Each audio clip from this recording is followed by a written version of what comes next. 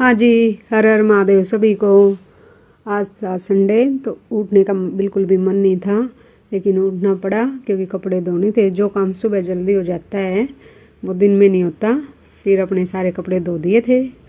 और अब तो मौसम में ऐसा हो गया जैसे ठंड थी ही नहीं, सुबह शाम की ठंड है। और फिर कपड़े धोने के बाद मैंने अपने झाड़ू पोछा किया। और झाड़ू पोछा करने के बाद जो हमारी ये ग्रिल है इस पे इतनी धूल हो जाती है कि ना ऐसे लगता है जैसे कि किसी ने ना साफ़ ही नहीं की 2-3 दिन में ही। फिर यहाँ की डस्टिंग की। और फिर मैं नीचे कुछ काम कर रही थी तो मैंने देखा एक थैले में सामान रखा हुआ है। उसमें था बहुत सारा ये रसोई का सामान। रसोई का भी क्या, राजमा, छोले, दाल, इतने पैकेट लेके आए हुए थे पापा। और देसी खांड। मैंने कहा चलो दिन में करते हैं इसको तो सेट। और फिर मैं नहाई और नहाने के बाद की पूजा पाठ करने के बाद मैं ले आई थी अपना खाना। धूप में बैठ के आराम से खाया। और आज खाने में था गाजर का रायता और थोड़ी शाम वाली सब्जी बची हुई थी और आराम से खाई।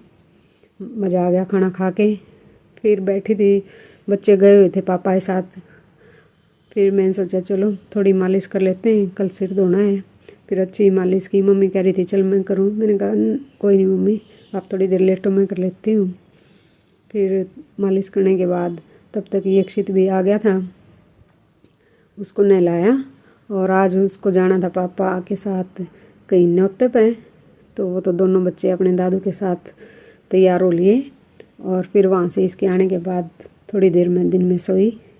आज तो मैं 1-1.5 घंटा सोई क्योंकि रात से ही सिर में दर्द था हल्का हल्का। और फिर शाम के खाने की तैयारी कर ली। शाम को मैंने सोचा आज बना देती हूँ कढ़ी पकौड़े और चावल, क्योंकि कई दिन हो गए कढ़ी पकौड़े तो बनाए थे, चावल नहीं बने।